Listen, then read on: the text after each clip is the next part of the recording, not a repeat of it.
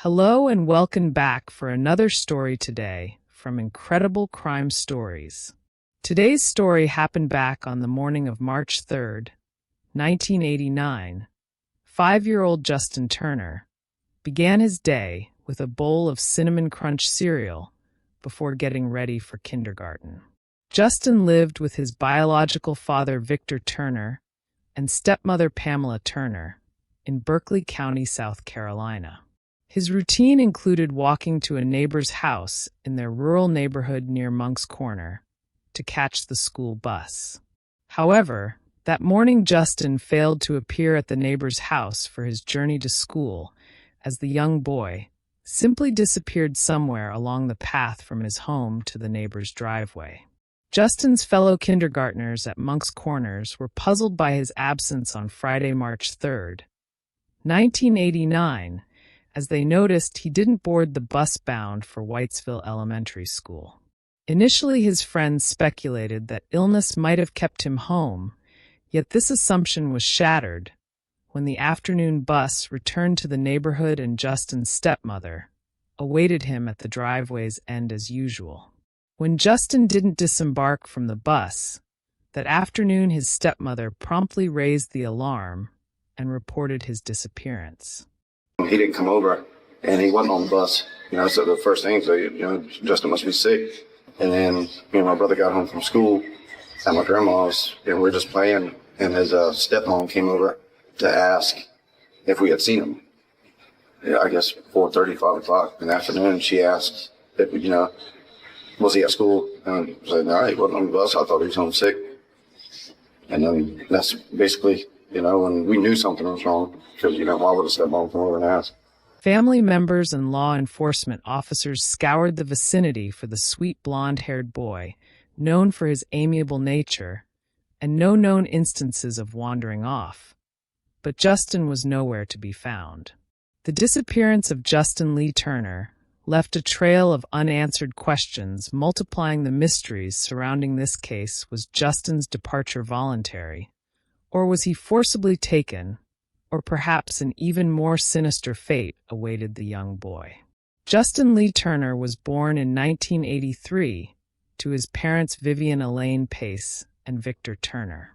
Behind his cheerful facade lay the strain of his parents' faltering marriage and subsequent separation, leaving him longing for familial stability. Victor Turner and Elaine shared a turbulent relationship fraught with difficulties. After their union in January of 1976, by the mid-'80s, their marriage had deteriorated irreparably, culminating in divorce, with Victor securing primary custody of Justin. Elaine, deeply devoted to her son, maintained contact through weekend visits and daily phone calls. As she was determined to amend the custody arrangement, initially authorities considered the possibility that Justin's biological mother, Elaine Pace, might have been involved in his disappearance. However, their investigation revealed that Elaine and her current husband, Russell Pace, were both at their workplaces when Justin vanished. The day he went missing, his grandfather, which is my uncle, Elaine's daddy, was at my mother's house. He got the phone call that Justin had not gotten off the school bus and was missing. So I rode back to Somerville with him that day. So I was there whenever the search was going on. I assumed they were thinking it was parental abduction. They were calling to ask her what she had done with Justin. And her response each time was, "I do not have my son. Will you please find my son?"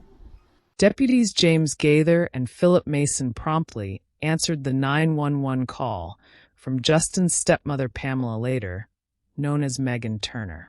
The authorities thoroughly searched the residence, its adjacent property, the camper, and the entire compound.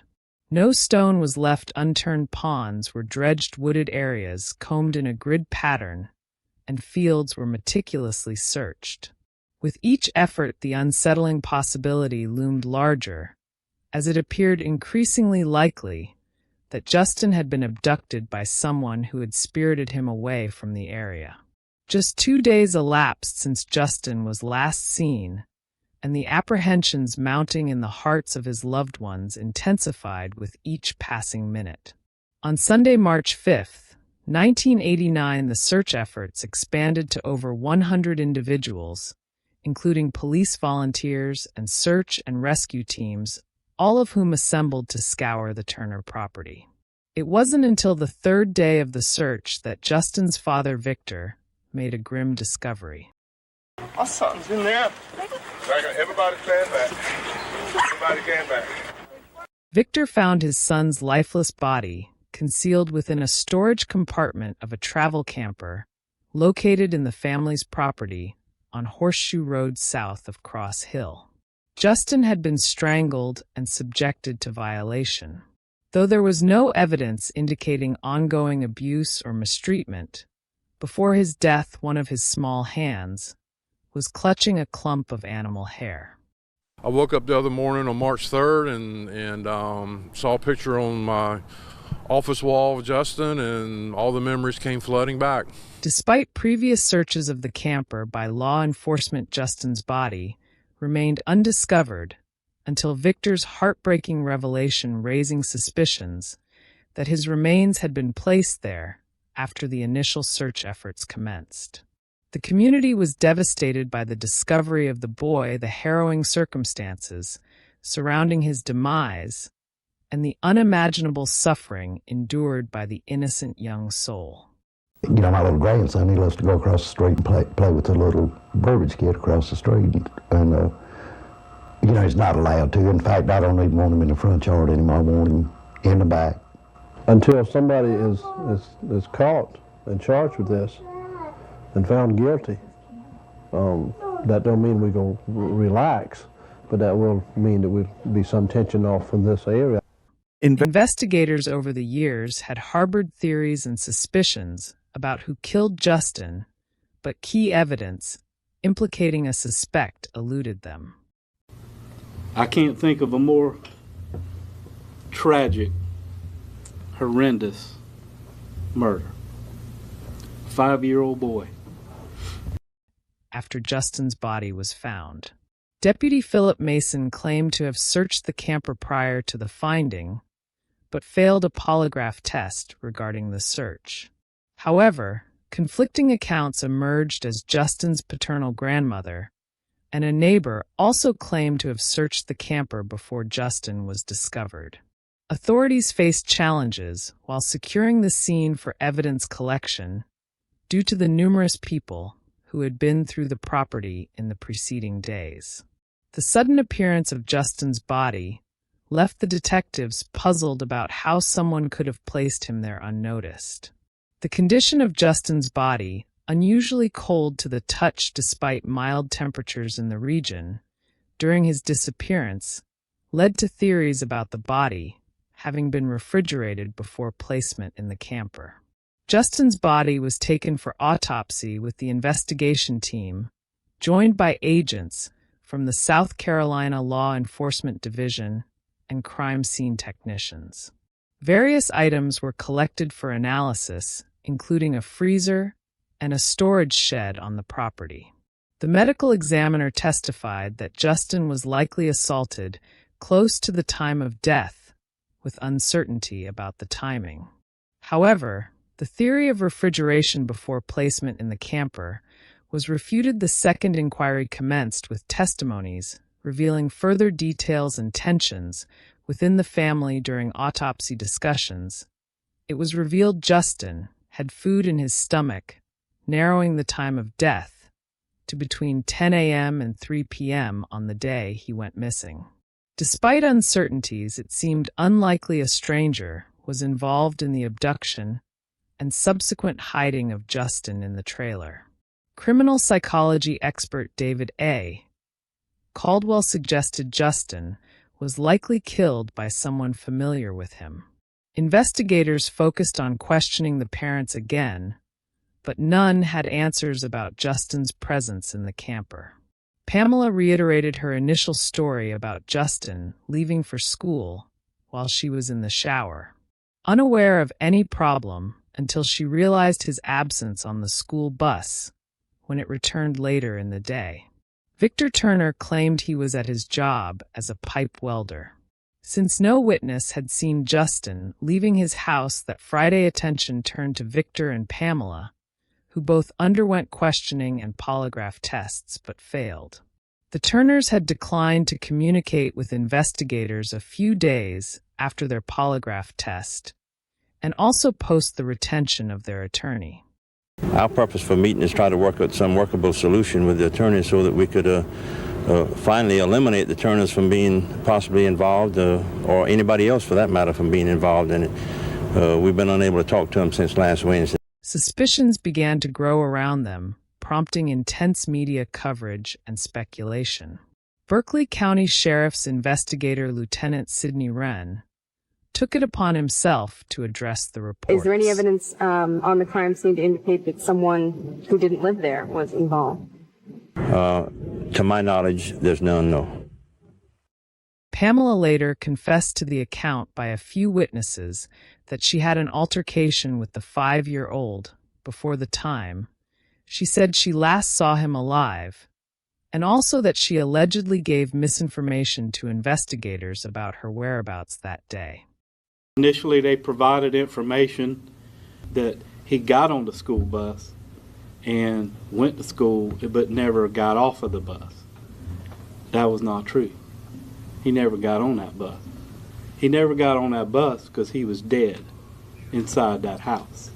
Following this evidence, the jury recommended issuing a warrant for Pamela's arrest for homicide. Pamela was arrested, but showed no visible reaction to the arrest. The case was handed over for review, and all charges against Pamela were dropped due to insufficient evidence linking her to Justin's murder. After the charges against Pamela Turner were dropped, information in the case was presented to a grand jury in the early 1990s, but no indictments were made. Pamela subsequently changed her name to Megan, and she and Victor Turner relocated from Berkeley County without further communication with the sheriff's office. Regarding the case in January 1991, a 6-year-old witness emerged claiming to have seen Justin's abduction on the day he disappeared. However, further investigation didn't yield conclusive evidence. He's imagining certain things that might have happened just because of listening at other people say those type things, and this is what it appears to be. Tragically, Justin's biological mother, Elaine Pace, passed away in 2004 after fighting for 15 years to bring justice to her son.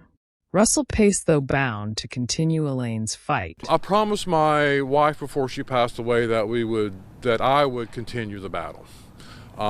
She told me not to give up, keep it in the news, just, fight the battle for her. That was one of her last requests. Justin's family sought to reignite interest in the case in 2020, as over 3 decades later the unsolved homicide was at the forefront of efforts by a Berkeley County Sheriff's cold case team.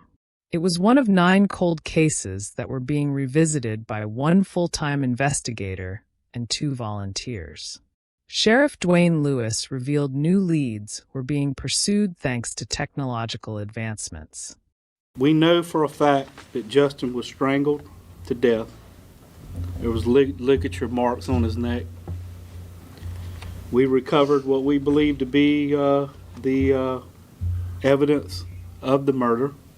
We have a lot of forensic evidence.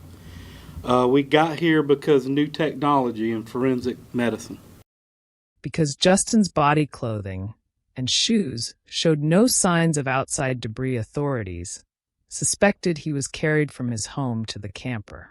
The specific location where the body was found suggested that it was concealed by someone familiar with the camper and its layout. According to the probable cause affidavit, the Turners were the sole individuals with access and keys to that camper. Before Justin's body was discovered, Victor Turner was overheard nervously asking a law enforcement official at the scene regarding what would happen if someone within the family had caused harm to the victim. The breakthrough in Justin's murder case came in April of 2021, over 3 decades, after his death. Forensic evidence linking fibers found in the Turner's house to wounds on Justin's neck and his clothing provided the breakthrough needed for the rest. Sheriff Dwayne Lewis credited advancements in forensic science for enabling the arrest. "We have a lot of forensic evidence we got here because new technology and forensic medicine, and we kept pushing and plugging and pulling to finally get what we needed." The arrest of Justin Lee Turner's stepmother Megan Turner and his father Victor Turner on January 9th, 2024, marked a significant development in the decades-long investigation into his murder.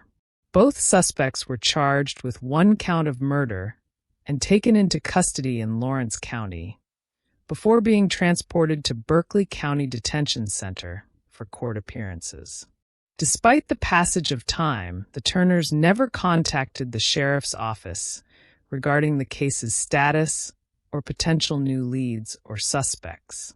This last lack of engagement contrasted sharply with the active involvement of Justin's mother's family, who remained supportive of law enforcement efforts.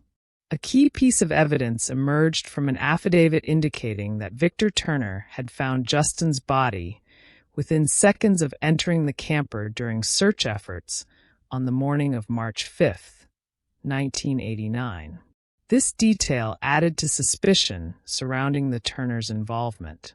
In court appearances in February of 2024, Victor and Megan were granted a release with a bond set at $50,000 each. Megan was released on February 8, 2024, while Victor was released the following day. However, their legal proceedings took a turn when their attorneys sought to have the murder charges dismissed. The defense team presented a new theory suggesting that a serial killer, Richard Mark Evenitz, may have played a role in Justin's death. Prosecutors requested more time to investigate the evidence, acknowledging its significance. The judge consented to delay making a ruling to permit both parties to delve deeper into the implications of this new information. This is pretty explosive evidence, and obviously I think everybody needs time to explore that and digest that and investigate that. Prosecutors presented evidence suggesting that a dog leash found in the home may have been used in Justin's strangulation. However, the defense team cited the doubts from experts on whether the leash alone was responsible for the murder, suggesting that a dog collar may have been involved as well. Towards the end of their last trial, Victor and Megan were ordered not to contact Justin Turner's biological mother's side of the family. They were prohibited from traveling out of state while awaiting further legal proceedings. It's just hard to believe that the person who did it can live their life for 25 years and knowing and thinking that they got away with it. It's mind-boggling. Following the prolonged investigation, and reaffirmed their determination to achieve justice. For 35 years, you have enjoyed your freedom. You do not deserve one day outside of those prison walls for what you did to Justin. You were supposed to take care of him, love him, and instead you tortured, abused, and murdered him. Your child. It takes a sick individual to do what you did to that baby, and I hope you never see life outside of those prison walls.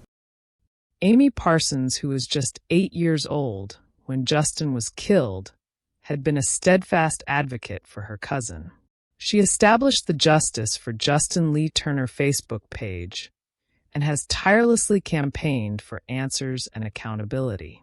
In the face of defense tactics aimed at undermining the case, Palmer urged the public to remain steadfast and highlighted the importance of evidence informing their conclusions. Despite facing obstacles, Elaine Pace never wavered in her pursuit of truth until her passing.